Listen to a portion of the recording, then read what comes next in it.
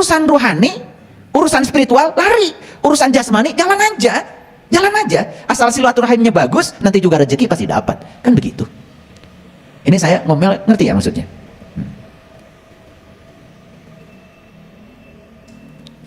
Makanya di dalam tradisi sahabat kita yang sedang merayakan Natal sekarang, kan pohon Natal menjadi simbolis. Nah, Natal itu bahasa lain. Kalau bahasa kita yang di Islam itu kan Maulid. Sama sebetulnya esensinya. Maulid itu apa? Kelahiran. Kelahiran siapa? Maulid itu bukan kelahiran Nabi Muhammad, tetapi kelahiran setiap manusia. Beliau sudah mencapai kelahiran yang kedua, sehingga mencapai kesadaran. Satu Muhammad saja yang sadar, semesta terang benderang. Kapan kita mau lahir seperti beliau? Karena kita harus mengalami kelahiran yang kedua. Begitu kelahiran yang kedua lahir, maka tubuh kita menjadi pohon zaitun yang diberkahi. Bukan dari timur, bukan dari barat. Di situ kita menemukan nur ala nur. Kan cahaya juga. Jadi sebetulnya dalam tradisi Nasrani kita mengenal pohon Natal, lampu semua. Dalam tradisi Quran surat An-Nur ayat 35 ada yang namanya cahaya di atas cahaya. Kapan itu? Ketika kita menemukan pohon zaitun kita ini bercahaya. Mana pohon zaitun? Bukan dari timur, bukan dari barat. Berarti bukan dari mana-mana dong. Kan diri kita sendiri. Ini adalah bodhisatwa kita yang sangat luar biasa. Kendaraan untuk mencapai kesadaran. Asik kan kalau kita mengerti semuanya? Sehingga kita menemukan nilai-nilai universalnya. Disitulah muncul toleransi. Makanya pagi-pagi, subuh-subuh saya mengucapkan Selamat Natal 2022, Tahun Baru 2023. Semoga kebahagiaan Natal menjadi cahaya terang bagi semesta. Sahabat-sahabat Nasrani mendapatkan ucapan selamat dari saya, seneng banget. Apa begitu saya mengucapkan Natal saya jadi Nasrani? Kan tidak. Kalian mengucapkan Hari Pahlawan kan besok tidak jadi pahlawan. Kalian mengucapkan Selamat Hari Ibu kan kalian juga tidak jadi ibu-ibu. Kenapa takut? Kalau saya mengucapkan Hari Natal kan saya tidak jadi Nasrani. Betul nggak? Iya, saya masih seperti ini, nggak berubah. Tetapi silaturahim saya kan makin luas, makin luas. Disitulah kita bisa hidup berdampingan bersama dalam perbedaan. Asik bukan? Saya kasih tahu nih kemarin sahabat-sahabat yang saya utus pergi ke panti jompo dalam rangka Natal, membagikan makanan ringan untuk mereka bekal selama beberapa, sabun, sikat. Ya, senang kalian? Senang lihat wajah mereka? Bahagia? Kan sederhana, bahagia itu ketika melihat orang lain bahagia. Saya utus kalian pergi ke panti asuhan, ketemu dengan anak-anak, ya, anak kecil, bayi yang ditinggalkan ibu bapaknya terlantar di sana. Apa mereka harus ditelantarkan karena agamanya tertentu? Kenapa kalian berbuat kebaikan dan cinta harus bertanya agamanya apa? Lihat Allah mencintai makhluknya tidak pernah pakai syarat, unconditional, semua tanpa syarat. Kalau kalian sudah bisa mewakili cintanya Allah, kalian sudah menjadi tahaluk bi akhlakillah, berakhlak seperti akhlaknya Allah. Kalian menjadi juru damai di semesta ini. Kalian menjadi lilin yang menyala. Satu lilin saja menyala, 1000 lilin yang masih tidur belum menyala bisa dinyalakan dengan satu lilin yang sudah menyala. Semesta ini cuma butuh satu orang saja yang berkesadaran. Maka saya sering mengatakan, begitu hari ini kalian sadar, maka semesta kehilangan satu orang bodoh. Kalau hari ini kalian sadar, semesta kehilangan satu orang bodoh. Semoga orang bodoh itu adalah kamu. Paham? Oke, ini baru pembukaan. Pembukaannya aja panjang. Oleh karena itu, mari kita bersyukur hari ini kita ada di sini, karena untuk berada di sini tidak mungkin kalau tidak dipilihkan oleh semesta. Saya yakin hanya orang-orang yang punya keberanian untuk mengubah diri yang ada di sini. Mereka yang merasa diri paling benar, yang merasa diri paling soleh, yang merasa tahu padahal dia tidak tahu, cuma dia tidak tahu bahwa dia tidak tahu, gak ada di sini. Saya pastikan kalian yang ada di sini adalah kalian yang tidak tahu, tetapi kalian tahu bahwa kalian tidak tahu. Beruntung jadi orang seperti itu. Maka setiap saat kita menyediakan ruang kosong untuk kehadiran berkah. Mereka yang gelasnya sudah penuh, ditutup lagi. Lalu tinggal di tempat yang tinggi, siapa yang mau ngisi? Coba gelasnya kosong, tutupnya dibuka, menyediakan diri untuk dialiri air, dan diletakkan gelasnya di tempat serendah-rendahnya, dan siap diisi oleh siapapun. Tidak akan pernah kosong gelas ini. Mereka yang selalu merasa diri tidak tahu apa-apa, tidak punya apa-apa, tidak bisa apa-apa, dan tidak merasa sebagai siapa-siapa. Saya ucapkan selamat. Berkah semesta akan mengalir dalam diri kalian. Dan siapapun yang merasa dirinya siapa, bisa apa, punya apa, selamat juga. Kalian tidak akan pernah kaya. Kering kerontang. Dan tidak akan pernah mencapai kebijaksanaan. Makanya di satu judul YouTube saya dengan terpaksa membuat satu judul, kelompok manusia yang tidak bisa ditolong. Siapa manusia itu? Mereka yang tidak tahu, tetapi dia tidak tahu bahwa dia tidak tahu, dan seakan-akan dia sudah tahu Karena kemana-mana dia ngasih tahu. Padahal yang dia kasih tahu pun dia tidak tahu. Coba tanya, kalau dia sedang cerita surga, pernah ke sana nggak? Belum kan? Berani-berani ngajak orang. Berarti kan dia juga tidak tahu. Cuma dia tidak tahu bahwa dia tidak tahu, tapi ngajak-ngajak orang, nekat itu. Coba, kemana-mana kan ceramahnya ngasih tahu tentang neraka. Betul nggak? Nakut-nakutin. Tanya, kapan Bapak pulang dari sana? Pasti nggak tahu kan?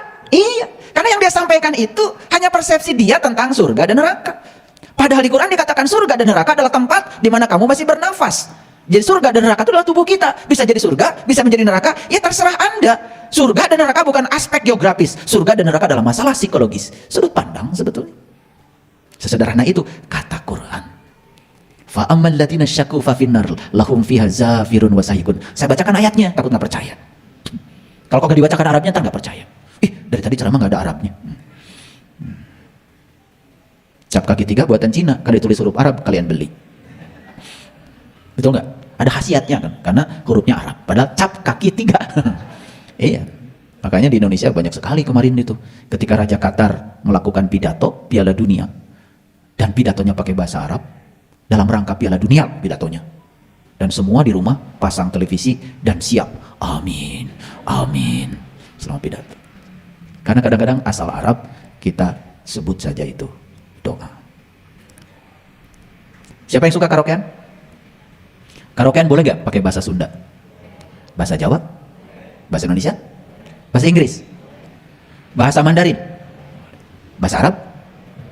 Begitu karaokean pakai bahasa Arab, semua jadi amin. Amin.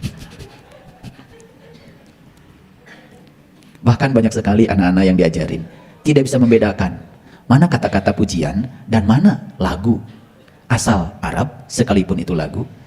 Maka setiap sebelum sholat selalu dikumandangkan oleh anak-anak, termasuk juga orang tua. Baik, kita lihat. Kelahiran adalah kematian yang dimulai. Ini bahasa berat memang.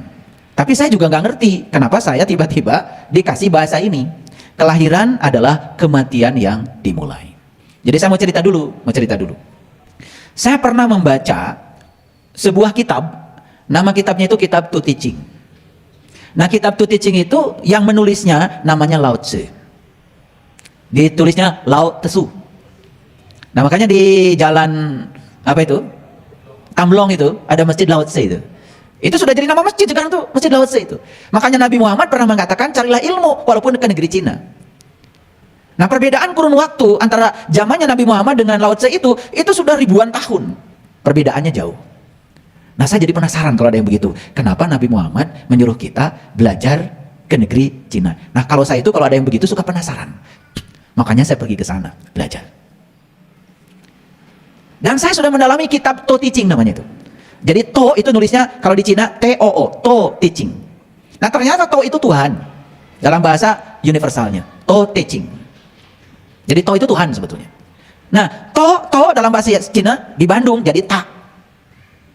Makanya di Bandung ada universitas namanya Maranatha. Saya suka penasaran juga itu. Memang saya itu memang gak pernah berhenti penasarannya. Saya bersyukur sama Allah, kalau saya gak ngerti sesuatu gak bisa tidur. Beda kan sama kalian? Ya. Kalau gak ngerti sesuatu malah tambah nyenyak tidurnya. Saya dulu kalau belajar fisika itu, kalau belum ngerti itu gak bisa tidur. Bayangkan ya, 3 tahun saya SMA di Garut, itu saya ditegur hampir tiap bulan oleh petugas perpustakaan. Gara-gara buku EGM dulu namanya EGM, Energi Gelombang dan Medan. Itu buku fisika SMA tuh. Yang segenerasi dengan saya mungkin yang pernah sekolah pasti pernah tahu tuh buku EGM. Itu buku, saking cintanya sama buku itu sampai ke bawah tidur itu. Dan saya itu ya, tidur tuh sama buku. Bayangkan, gak rusak gimana itu buku. Makanya setiap saya buku itu dikasih ke petugas perpustakaan, pasti petugas perpustakaan bilang, maneh deui. Tukang ngarusak buku. Ya, saya mulai pasang badan sama petugas perpustakaan.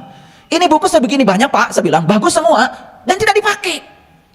Kalau saya dianggap merusak buku ini, kan cuma saya di sekolah ini yang merusak buku ini karena saya pakai. Lihat nilai saya, fisika saya selalu 10. Karena petugas perpustakaan nggak pernah lihat nilai saya. Jadi nggak apa-apa kan buku dipakai. Kayak Quran di rumah kalian kan rapi, bersih. Beda dengan Quran saya, banyak coretannya. Itu bedanya Quran kalian dan Quran saya. Tapi ada juga yang murid saya, ayah katanya boleh nggak dibeli Quran ini? Kenapa? Seneng coretannya. Wah, kalau gitu berarti harus mahal dong. Karena yang mahal coretannya. Jadi saya itu punya kebiasaan kalau belum mengerti nggak bisa tidur itu. Makanya begitu saya, Maranatha apa sih?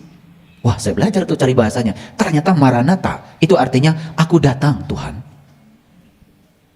Merinding saya begitu tahu artinya. Maranatha itu artinya aku datang Tuhan.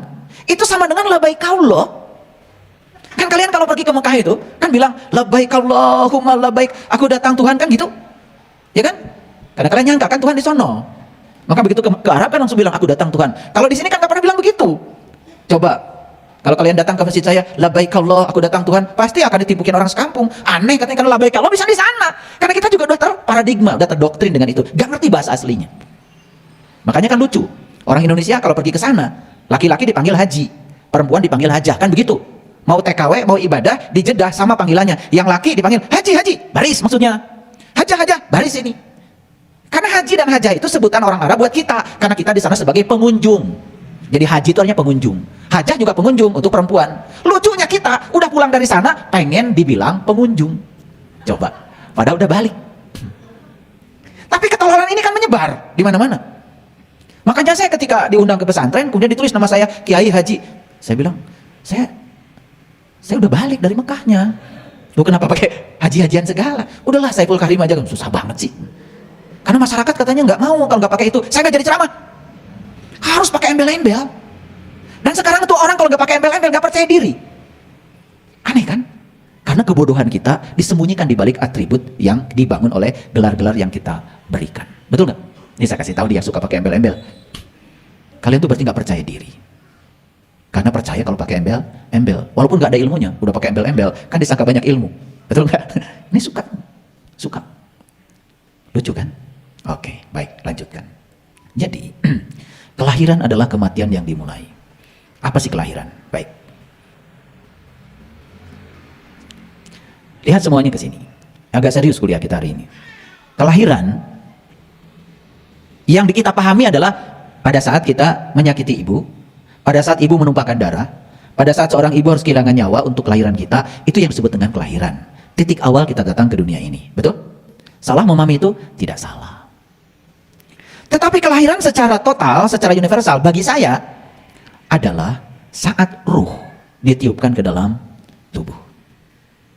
Makanya kebalikan dari kelahiran adalah kematian. Berarti kematian saat ruh berpisah dari tubuh. Makanya kan dalam fase kehidupan orang tua kita, sering saya ulang-ulang tuh. Ada fase mas kumambang, masa mengambang di rahim ibu. Paham? Di mana tuh? Di sini, di rahim. Kondisi kita saat itu seperti apa? Ayo kita ulangi ke belakang. Kondisi kita saat itu adalah mati tetapi hidup. Itu yang disebut dengan mati sakjeroning urip. Coba perhatikan. Orang mati mendengar? Tidak. Kan kita tidak mendengar, disumbat oleh ketuban. Orang mati melihat? Tidak. Kan disumbat oleh ketuban. Orang mati bernafas? Tidak. Kan disumbat oleh ketuban. Orang mati bicara?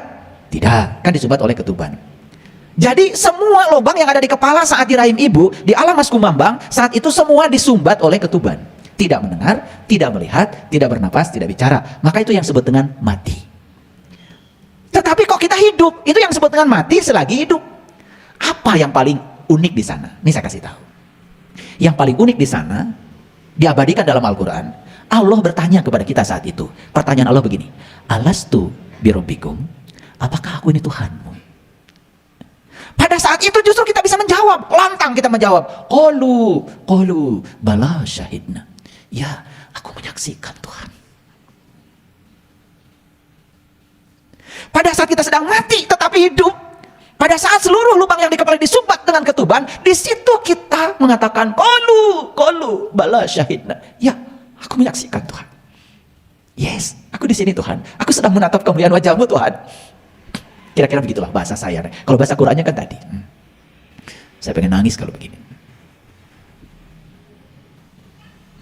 Jadi 9 bulan 10 hari waktu di rahim ibu itu, tidak ada yang disaksikan kecuali dia. Mata kita saat itu terbuka, tetapi bukan mata yang ini. Yang terbuka saat itu mata kalbu. Karena tidak mungkin kita mengatakan qalu bala syahidna kalau saat itu tidak ada yang dilihat. Makanya di dalam Quran ada cerita Nabi Yunus ditelan ikan. Sebetulnya itu prosesi persis seperti saat kita di rahim ibu. Cuman kita kan gak ngerti selama ini. Nabi Yunus ditelan ikan karena diceritakan, apalagi ikan paus katanya, ngarang. Pakai paus segala. Yang ditelan ikan persis seperti saat kita di rahim. Makanya begitu ditelan ikan, Nabi Yunus doanya luar biasa. La ilaha illa anta, la ilaha illa anta. Tidaklah Tuhan kecuali engkau, tidak Tuhan kecuali engkau. Saat itu Nabi Yunus sedang mengalami syahadat sejati. Gak mungkin mengatakan tidak ada Tuhan selain anta, kalau antanya tidak ada di situ. Kan saya bilang, tidak. Kalau saya bilang kamu kan tidak mungkin, kamunya nggak ada. Coba kalau saya bilang, kamu, pasti kalian mikir kan? Wah, ini kayaknya ayah gurus dibawa ke rumah sakit jiwa. Tapi kalau saya bilang kamu, dan ada kamunya, kan kalian nggak apa-apa. Tapi kalau saya bilang kamu, wah takut. Kan tidak mungkin bilang kamu nggak ada kamunya. Saat itu Nabi Yunus mengatakan, la ilaha illa anta, tidak Tuhan kecuali anta. Makanya kalau kita belajar tauhid yang pertama adalah la ilaha illallah. Itu tauhid yang paling awal itu. Ketika seseorang itu sedang belajar tauhid, yang pertama adalah la ilaha illallah. Naik berikutnya menjadi la ilaha illallah. Naik lagi berikutnya la ilaha illa anta. Jadi Nabi Yunus saat itu sedang mengalami fase tauhid yang ketiga. Dari la ilaha illallah sudah naik lagi la ilaha illallah. Kalau dia mengatakan dia, berarti boleh tidak ada di sini dong. Siapa yang membangun laptop ini? Dia. Belum tentu ada di sini. Kalau kamu harus ada di sini. Dan puncak tauhid yang terakhir adalah la ilaha illa ana. Jadi la ilaha illallah naik lagi menjadi la ilaha illa huwa, naik lagi menjadi la ilaha illa anta. Dan puncaknya adalah la ilaha illa ana. Tidak ada Tuhan kecuali aku. Siapa yang mengalami puncaknya tauhid itu? Dalam Quran diabadikan puncaknya tauhid itu dialami oleh Nabi Musa dalam Quran surat Toha. Innani anallah la ilaha illa ana fa'budni wa aqimis sholata li zikri. Jadi maaf, kalian akan bisa sholat kalau sudah mencapai tauhid la ilaha illa ana. Makanya perintah sholat hanya diberikan kepada Nabi Musa yang sudah mencapai tingkat tauhid la ilaha illa ana. Jadi nggak bisa sembarang. Kalau tauhidnya masih la ilaha illallah, masih la ilaha illa huwa, masih la ilaha illa anta, belum bisa sholat. Makanya sholat itu bukan menyembah, tapi sholat itu adalah sadar dengan kehadirannya, karena dia tidak pernah meninggalkan kita. Sekarang saya walaupun sedang ceramah, saya tidak pernah tidak sholat. Makanya sholat tingkat tinggi di Quran dikatakan alladzina hum ala sholawatihim yuhafidun. Sholatnya tidak terkungkung oleh ruang dan waktu, karena selalu sholawat terhubung. Wah, kalau sudah di tingkatan itu, sholat itu setiap hela napas kita.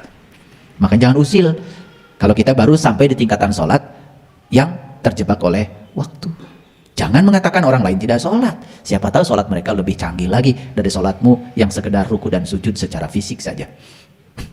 Makanya saya mengajarkan pada murid-murid saya, stop usil. Jangan komentar, jangan usil, maafkan, biarkan. Urusi saja dirimu sendiri. Jangan suka ngurusi orang lain. Jadi apa itu kelahiran? Kelahiran itu saat ruh ditiupkan ke dalam tubuh. Paham? Apa itu kematian? Saat ruh keluar dari tubuh. Nah, kapan ruh ditiupkan ke dalam tubuh? Tepat saat tubuh sudah sempurna dibuat. Maka Allah bilang, fa iza sawaituhu wa nafakhtu fihi min ruhi faqa'u lahu sajidin. Ketika aku sudah selesai menciptakan tubuhmu dengan sempurna di rahim ibumu, saat itu aku tiupkan ruhku. Itulah kelahiran. Paham sampai sini? Oke. Apa yang ditiupkan ke dalam tubuh? Yang ditiupkan ke dalam tubuh itu adalah ruh. Dan ruhnya bukan ruh siapa-siapa, ruhku, bukan ruhmu. Jadi kalau kita berpikir, yang mana ruh saya? Gak ada. Karena yang ada adalah mirruhi, ruhnya Allah. Jadi siapa saya? Jawab sendiri ya. Kan tidak ada ruh saya. Yang ditiupkan Allah itu adalah ruhku, kata Allah. Tidak ada ruhmu. Allah tidak pernah meniupkan ruhmu. Tidak, yang ditiupkan adalah ruhku. Nah, dalam ruh itulah ada jiwa. Jadi keseluruhannya disebut ruh, bagian dari ruh ada namanya jiwa. Itulah dirimu, itu diri sejatimu yang sering disebut dengan nur insan. Karena cinta kasihnya Allah, maka nur insan ini tidak dibiarkan sendiri, ditemani oleh Allah dan Rasulnya. Rasul yang mana? Rasul sejati yang punya sifat sidik, amanah, fatonah, balagoh ada dalam diri kita, ada hidup dalam diri kita itu. Sayang sekali banyak yang tidak tahu. Nah, itu cinta kasih semesta. Jiwa kita ini tidak pernah tidak didampingi, sekotor apapun, didampingi oleh Allah dan Rasulnya. Di sini. Itulah pentingnya kalian mengalami syahadat sejati yang itu. Itu yang disebut dengan syahadat suci. Itu yang harus dialami. Kalau syahadat kita belum di tingkat itu, baru di tingkat mulut, di sini. Itu masalah kita. Sehingga kita tidak pernah bisa sholat dalam tingkatan Ibrahim. Makanya maqamu Ibrahim musola. Sholatlah kamu di tingkatan Ibrahim. Karena Ibrahim sebelum sholat kan berjumpa dulu dengan jati dirinya yang sejati.